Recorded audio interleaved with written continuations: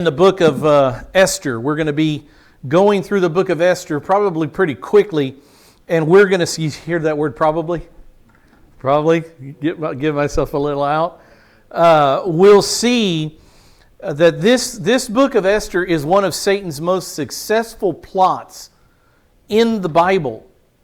It's one of Satan's most successful plots to destroy the promised seed of the woman by destroying all of Israel.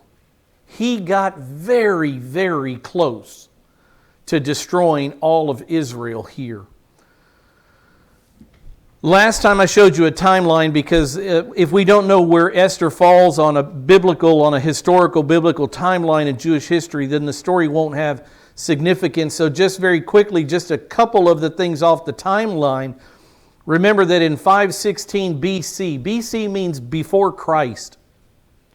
So 516 years before Jesus Christ came to earth as a child in Mary's arms, that's what 516 BC means.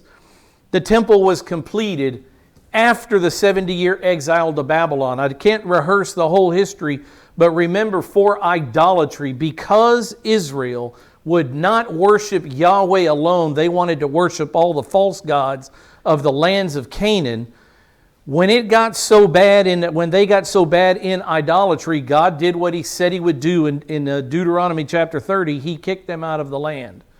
In Deuteronomy chapter 28, 29, 30, also in Leviticus chapter 26, He said, "It will get so bad that I will try to do things for you, I'll discipline you, but you won't turn back to me. So I'll turn up the heat, I'll discipline you a different way, but you won't turn back." Things like famine and drought and different things that God would bring to the land of Israel, but they ignored all of His warnings. So finally He had enough and He kicked them out of Israel, out of the promised land, and He said that they would be out for 70 years. Well, the 70 years have been completed, and in 516 BC the temple was finished in Jerusalem. So Israel once again had a worship center where they could properly worship the one true God. In 486 BC, here's the king of Persia, Ahasuerus is how you say his name, Ahasuerus. He becomes king of Persia in 486 BC. This is the man that in Esther chapter 2 we will see picks a new queen. He picks Esther. This is him. The years are important. I'm going to show you this timeline again in a few minutes because something else happens in this timeline that's important. So in 486, this man becomes king, Ahasuerus, and in 479, 7 years into his reign, 7 years into the reign of Ahasuerus, that's when Esther becomes the queen of Persia. She marries this man, Ahasuerus, the king. His other name is Xerxes, Xerxes. If you go to secular books, I mean non-Bible history books, you'll not find the name Ahasuerus. You're going to find the name Xerxes the First or Xerxes the Great. That's who this man is. He's Xerxes in secular history books. Ahasuerus, same man, same king of Persia. The other thing we need to see is that the book of Esther covers 10 years of Jewish history. The book of Esther is a record book. It's a history, a record keeping of exactly 10 years. I think it's 9. But basically 9.5 or 10 years of Jewish history. So from 483 to 473, that's the picture, that's the time frame in which the book of Esther is written. So Israel is back in the land after 70 years of exile. They've been exiled for idolatry. Interesting that when Israel comes back into the land, they're no longer idolaters the way they were before. They don't come, wouldn't you think, after 70 years in Babylon, after the Assyrians destroyed the northern kingdom even before that, but after the south goes out for 70 years, they realize, okay, this God of ours, He means business. And so after 70 years, you don't see them coming back into the land and building the high places and the altars and the Asherah poles and all those things. It seems as if they've been cured from that problem. Still horrible. They still don't follow the Mosaic law. They still intermarry with all the other peoples. as the end of the book of Ezra, the book of Nehemiah, the book of Haggai, all brings that out, that there's still problems even in the priesthood. But Israel is back in the land. So things are looking up for God's people. Things are looking up. God and Yahweh, or God or Yahweh, will be satisfied when Israel again worships Him only. They have not done that for 490 years. So He sent them out of the land for 70 years. And God will be satisfied when Israel again turns to worship Him alone. They've built the temple. They've got possibilities here. They've got potential. So He wants them to worship Him at the temple, of course, following the Mosaic Law. And don't forget the other person in the picture here. Satan will only be satisfied when Israel's relationship with Yahweh is destroyed. Satan has had a really good time in the last 70 years. Satan has made big pushes forward. He thought it seems as if he thought when God moved the Jews out of the land for 70 years, that this was his big chance to crush them. They're out of the land. They don't have the temple. They're idolaters. I've gotten them to worship demons and false gods, and I can crush Israel now while they're out of the land. Remember in the book of Daniel,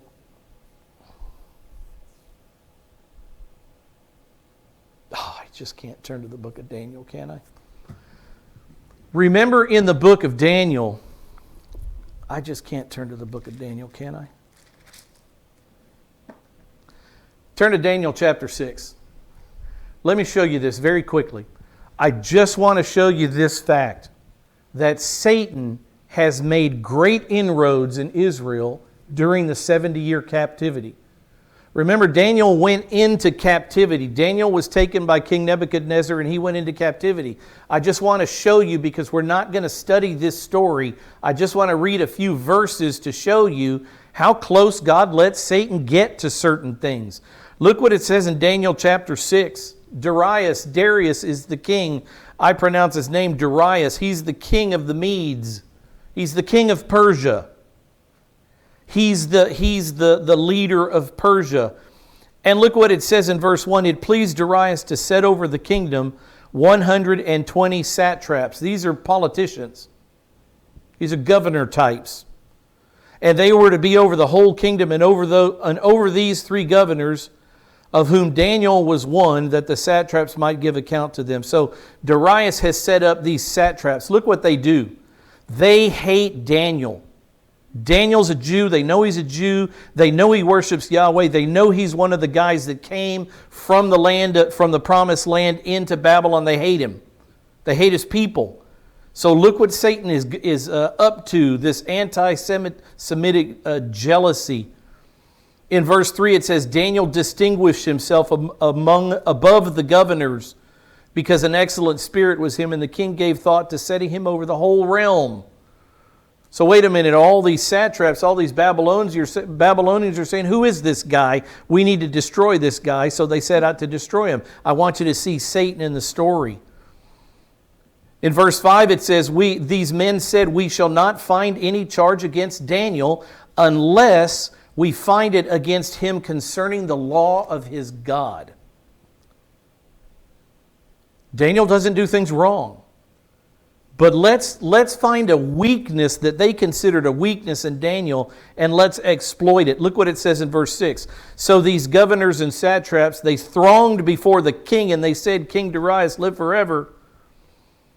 And this is what they said. I'm going to skip a few words. Having consulted together to establish a royal statute and to make a firm decree. They are telling the king, we want to make a decree, a law in Persia, that whoever petitions or prays to any god or man for 30 days, except you, O King Darius, that person shall be cast into the den of lions.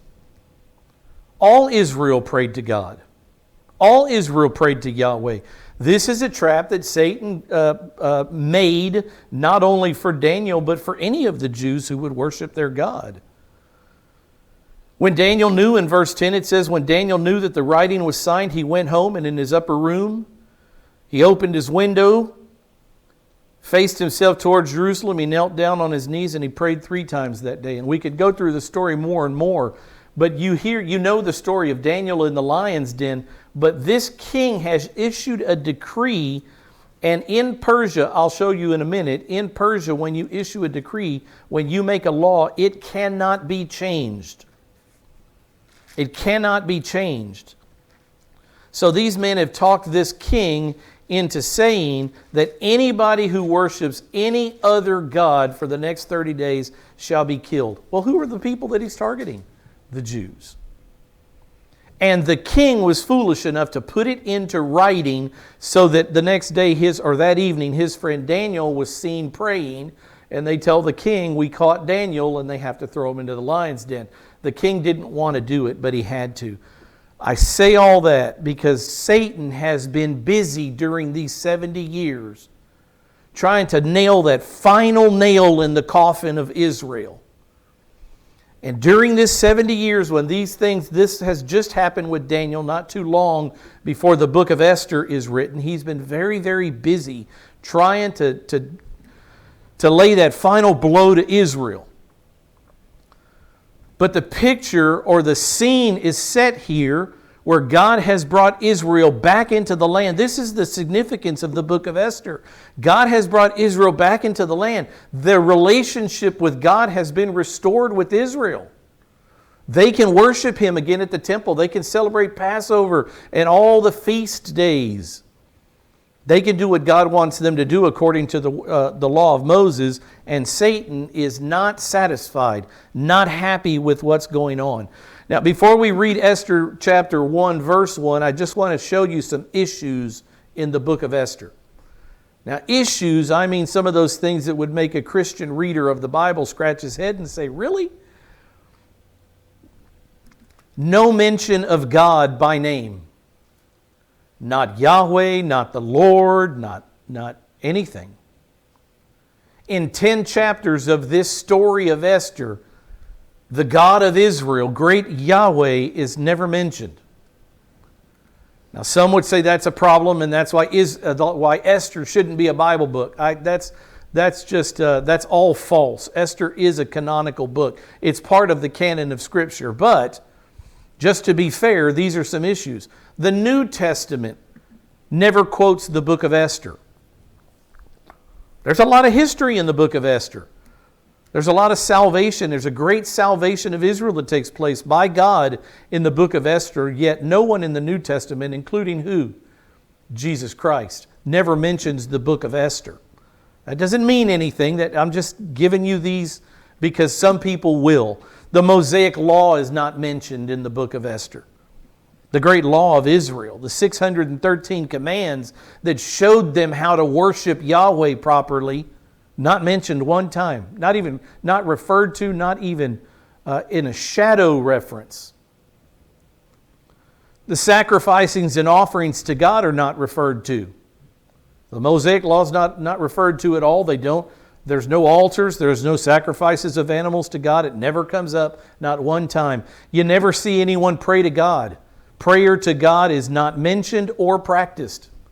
You would think the book of Esther, as this great book of saving all of Israel, while Satan tries to kill all of Israel, you would think that someone would bow to the need of God and say, "What shall I do?" Never comes up.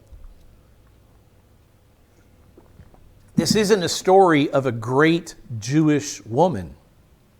This is a story of a woman named Esther, Hadassah.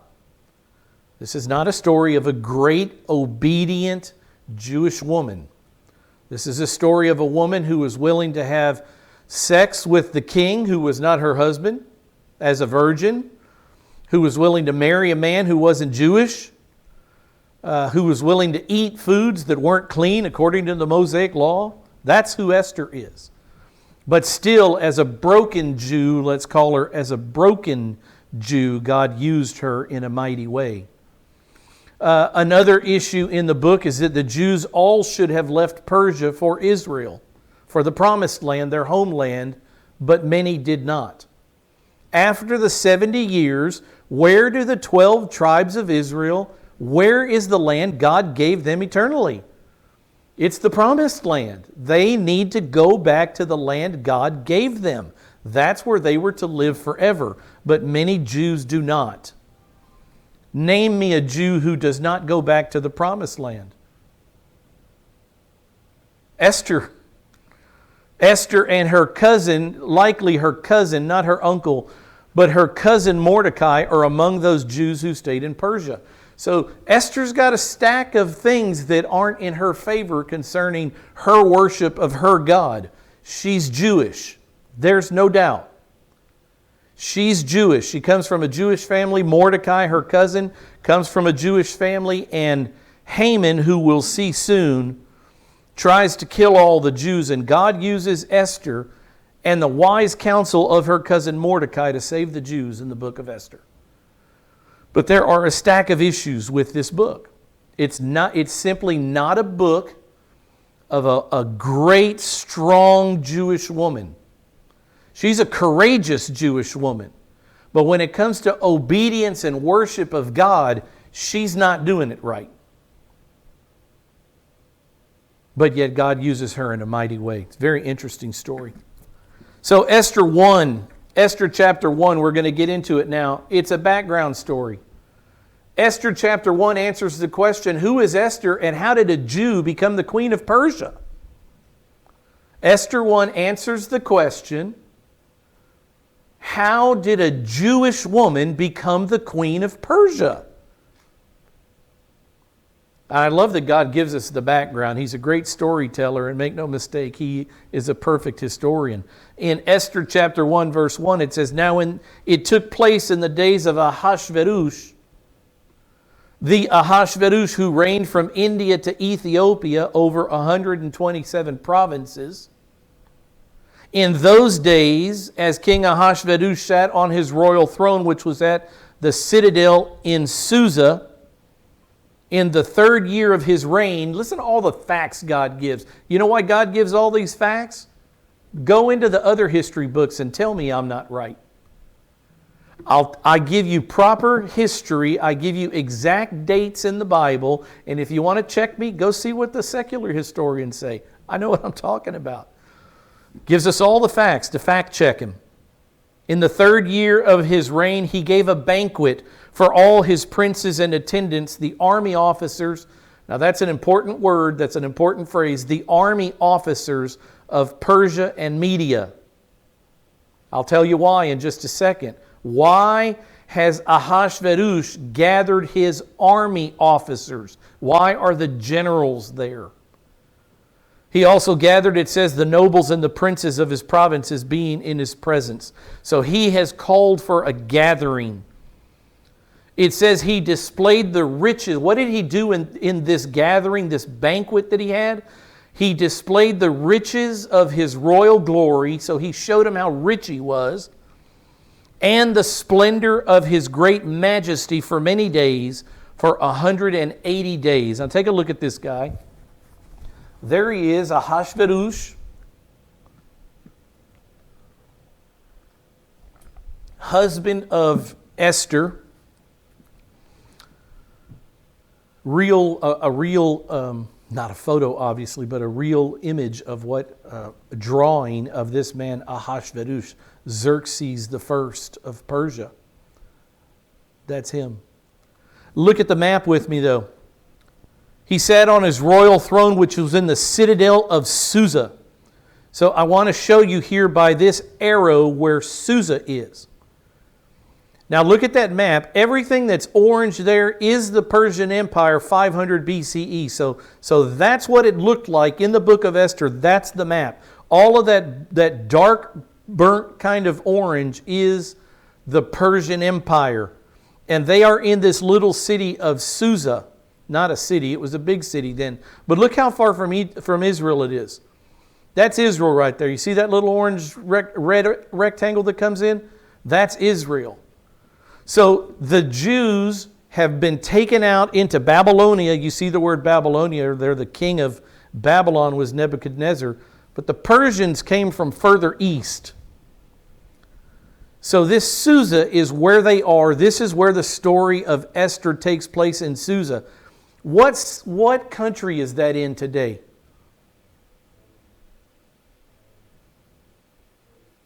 What is it? Say it louder. What country is Susa in today? What? I'm going to show you. Okay, now watch this map. Let's all learn this together. I'm going to bring in a map of current day. It's going to slide over this map to show you exactly where the cities are. Now look at where Susa is. Make a dot in your mind there. And here comes the other map. See where Susa is. It's in Iran. But it's right here on the border between Iran and Iraq, what Iran and Iraq are today. So there you see, Iraq is modern-day Babylon. Babylonia are the Iraqis. Persia are the Iranians. I've told you before, if you tell an Iranian he's an Arab, you're going to get into a fight. He's going to correct you and tell you, no, sir, I'm a Persian. One more time to see that slide over. You see modern-day Israel there. And then you see where the story is taking place. On the western border of Iran is where they are. I just love maps. I like to know where things are. This is another picture of what the archaeologists presume. They've found a lot of ruins, and they just build it up to show what this citadel at Susa may have looked like. So this is where this is taking place, in a grand building. It's not in some little thing. I mean, this was a rich empire. As we just saw, he displayed all the riches of his glory, of his royal glory. So this is a well-established empire. Again, look at the map to see how large, how big a part of the world Persia controlled. They had riches from everywhere. So they could afford to build this. Something else happens. This king Ahasuerus, Xerxes, is famous in history for something. Famous outside of Bible history, he's famous in history for something because he tried to defeat the Greeks. The Greeks were up and coming, and he tried to battle against the Greeks, and they beat him. I'm telling you that because this occurs between Esther chapter 1 and Esther chapter 2. His fights with the Greeks. There was a very famous battle. You've maybe heard of the Battle of Thermopylae. This was him. This was Xerxes, Ahasuerus, fighting the Greeks. It was a naval battle, ships at sea, and at Thermopylae, the Persians won. And shortly after that, in 480 BC, listen to the year, in 480 BC, at the Battle of Salamis, there was a huge defeat and the Persians lost. And it was after this loss that they all went scrambling back home. And that loss occurs at the beginning of Esther chapter 2. The Bible doesn't tell us that history. The history books do. We know what happened with the Persian Empire. So this event in Esther chapter 1 takes place before this Greek defeat, this military defeat by the Greeks. It takes place right before it. Now, what did I just tell you was important in the people that he gathered together for 180 days? The army officers of Persia and Media have come together. So now that you know what happens right after this, from knowing what the outside history teaches us, you know why he's called his army generals together. He's planning a war against the Greeks. He's planning a war against the Greeks.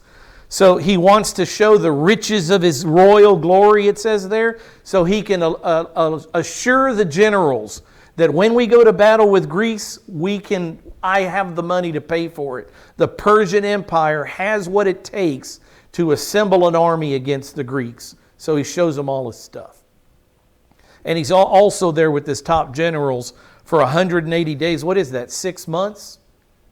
For 6 months to plan a war against the Greeks, which ultimately he would fail at. So after the 180 days, it says, when these days were completed, the king gave a banquet. This is another banquet, a 1 week long banquet. We're trying to answer the question, how did a Jew become the queen of Persia? When the 180 days were complete, the king gave another banquet lasting 7 days for all the people who were present at the citadel in Susa. So the 180-day banquet is over. He's going to have another banquet, 7 days, and this is just feasting and booze, and this is just entertainment. The planning has already taken place. He says, so he gathers from the greatest to the least in the court of the garden of the king's palace. Look at how opulent life was in Susa. There were hangings of fine white and violet linen, held by cords of fine purple linen on silver rings. I mean, all of that costs money. Marble columns, couches of gold and silver on a mosaic pavement of porphyry marble, mother of pearl, precious stones. It's opulent. This man has it all. Sounds like some of the things that Solomon had. It's a very rich kingdom. Drinks were served in golden vessels. You come to my house for a party, it's going to be red Dixie cups. You go to Ahasuerus's palace, gold vessels for everyone. Opulent. It's interesting that of all this, well, I'll make the statement in a second. So drinks were served in golden vessels of various kinds, and the royal wine was plentiful according to the king's bounty. At this party, drinks are on the house. The drinking was done according to the law. There was no compulsion. Nobody had to drink. For so the king had given orders to each official of his household that he should do according to the desires of each person. Drink as much or as little as you please. Again, the drinks are on the king. Now in verse 9 the story changes. Queen Vashti. This was Ahasuerus's wife. She is the queen of Persia. She's a Persian. Queen Vashti also gave a banquet for the women. So the men are off doing their drunken thing, and Queen Vashti is having a different type of banquet for the women. That was common in these days. So she also gave a banquet for the women in the palace which belonged to King Ahasuerus. On the 7th day, now this is where things go sour with the relationship between the king and the queen. On the 7th day, now they've been drinking for 7 straight days. On the 7th day, when the heart of the king was merry with wine. What do you think that means? He's toasted. When the heart of the king was merry with wine, he commanded Mehumam, Bishba, Harbona, Bigtha, Abagtha, Sesar, and Carcass. There's some name for your pets. These were the 7 eunuchs who served in the presence of King Ahasuerus. You know what a eunuch is? You know what a eunuch is? A eunuch is a man who's been castrated. His testicles have been cut off. And the king, in these days, the kings would often make their servants into eunuchs. They weren't born this way. They were made eunuchs. So that person, his closest servants, wouldn't be tempted to have sex with one of his daughters and then have a line to the royal throne, right? So we'll make them eunuchs. They lose their production of all things male, testosterone, and so their sexual urge is gone. And that's who Ahasuerus calls here. He calls on the 7 eunuchs, and this is what he says: bring Queen Vashti. Bring Queen Vashti before the king with her royal crown in order to display her beauty. He wanted to show off his trophy wife. What a fool. Bring Queen Vashti to display her beauty to the people and the princes, for she was beautiful. And here's the problem, but Queen Vashti refused to come. Queen Vashti refused to come at the king's command delivered by the eunuchs, and then the king became very angry, and his wrath burned within him. Now, we aren't told why Vashti Now remember what this story is. Back up just a second, get out of the book, and remember what this story primarily is. God saves Israel.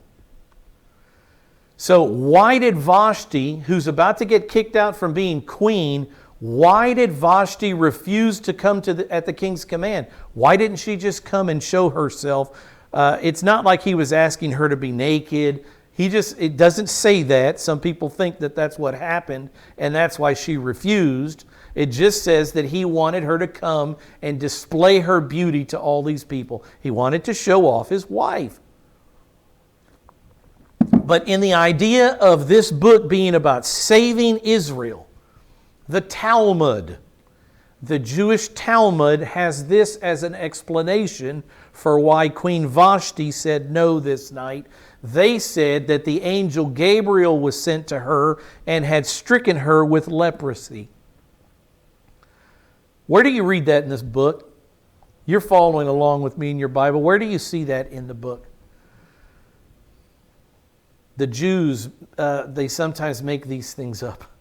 And they clearly made that up. It's not in the Bible. Now, it is a historical fact that at this time she would have been pregnant. Artaxerxes, her son, not Xerxes, but Artaxerxes, was born in 483 BC. So maybe Vashti was just heavy with child and didn't feel like it. All we know is that she said no. Well, that causes a problem. The king has issued a command, and it doesn't matter who says no, something has to be done with that. So then the king, Ahasuerus, he said to the wise men who understood the times, for it was the custom of the king, so to speak, before all who knew law and justice. And these men were close to him. So he asks a group of men their advice. What do I do about my disobedient wife? And it names them Karshena, Shethar, Admatha, Tarshish, Meresh, Mershana, Memucan. And these are the 7 princes of Persia and Media. So they had close access to the king's presence. They were his closest council of advisors. And they sat in the first place in the kingdom. So he has asked these 7 men to come together and to give him advice. And he says, according to the law, this is the king asking the men, according to the law, what is to be done with Queen Vashti because she did not obey the command of King Ahasuerus delivered by the eunuchs? He speaks to himself in the third person. I sent my eunuchs to bring her. She wouldn't come. What do I do? In the presence of the king and the princes, Memucan said, so one of these men speaks up for the other 6 men. And he said, Queen Vashti has wronged not only the king, but also all the princes and all the peoples who were in all the provinces of King Ahasuerus. Remember that map, all that orange Persian Empire. This guy Memucan says that what the queen did to you today will have ramifications all over this empire.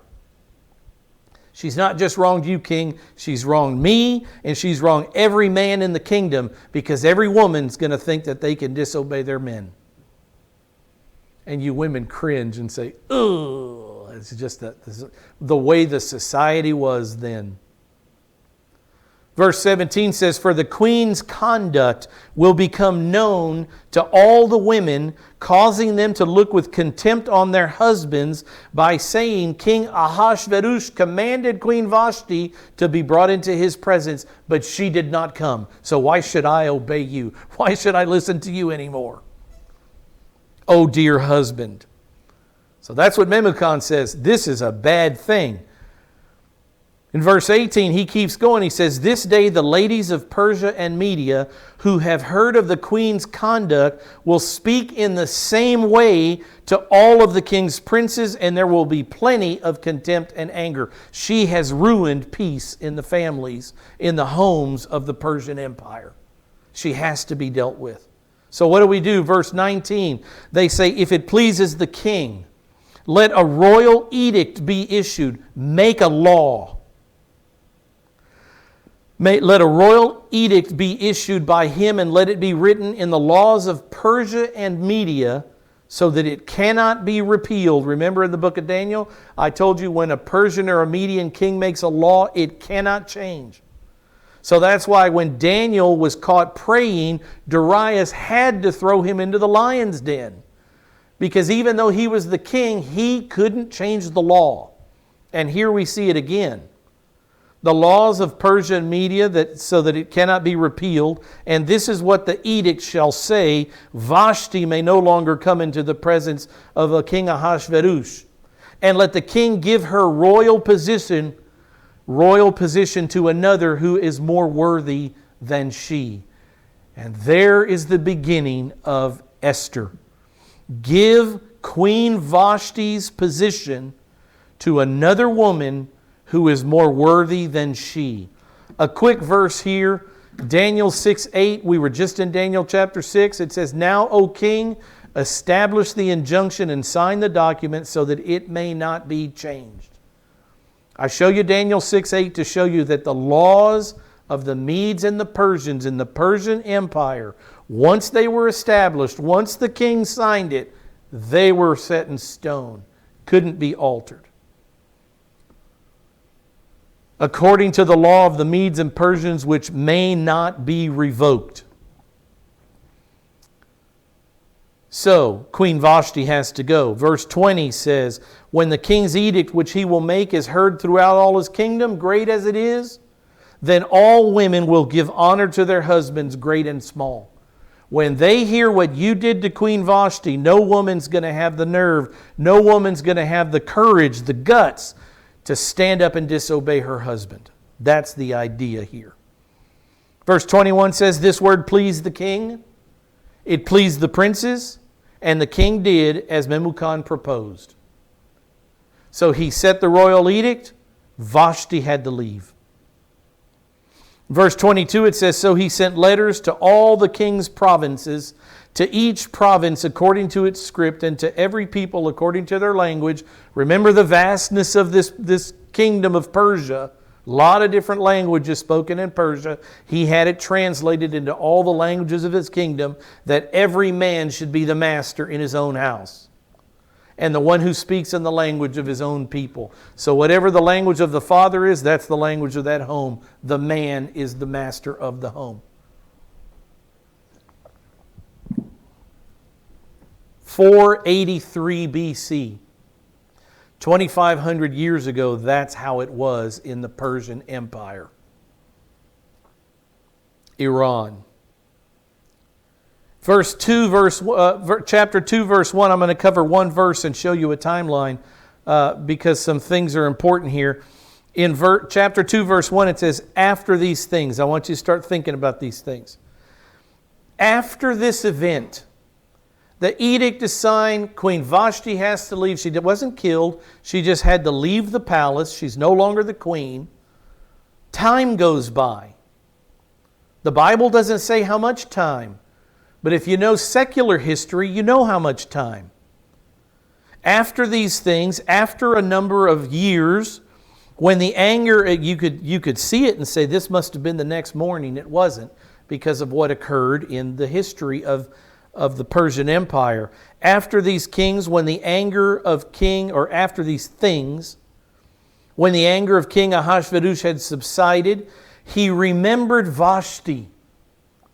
Remember I told you about the Battle of Thermopylae, the great naval battle. And then in 480 BC there was the Battle of Salamis, another great battle in which Persia was defeated by the Greeks and sent home with their legs, their heads between, or what is it, between their tails? What is it? Their heads? Their feet? Whatever it is. I forget what it is. But they come running home because they've lost in battle. And that has happened. Between his signing this edict that Queen Vashti has to go, then he goes off to battle with his men, his generals that he had gathered there, and now he's come back home. He's lost in battle. He's a defeated king. He's still the king of Persia, but he couldn't beat the Greeks. And he gets sentimental and he starts thinking about Vashti. He remembered Vashti and what she had done and what had been decreed against her. Here's the timeline. The three things that are on the timeline were already on it. These are the things in the middle. Between 486 and 479, Esther becoming queen, these are the things I want to add into it. In 483 BC, this banquet at Susa, where Queen Vashti disobeys the king. That's when that occurs. In the 3rd year of the reign of Ahasuerus, that's when he called this banquet. That's what the Bible says. So that's when the banquet was. And we know from secular history that the Battle of Salamis, in which this king Ahasuerus and the Persians are defeated by Greece, we know that took place in 480 BC, in the 6th year of the reign of King Ahasuerus. It says in Esther chapter 2 that Esther became queen in the 7th year of the reign of King Ahasuerus. So these are good numbers. These are real good numbers. The Bible just doesn't give us those two numbers, 483 and 480. You got to go out and read secular history to find those. So the queen, the kingdom of Persia has no queen. They've gone off to war. They come back as a defeated nation. The king gets a little bit sentimental, and the leaders have to come to him with a new solution and say, no. If you have any thought in your mind of bringing Queen Vashti back, that can't happen. So they come up with an idea, and we'll see it next time. The idea is to gather all the beautiful virgins from across the Persian Empire and let them be brought to the king to spend one night with the king. And whom the king enjoys the most, let him name her the queen. And that's just exactly what we're going to see in Esther chapter 2 next Wednesday. That's what happens. Esther becomes one of these virgins that comes into into the king's palace. She spends a year getting beautified. 1 year, 12 months, making all these women pretty, and then one at a time they go into the king for a night with the king.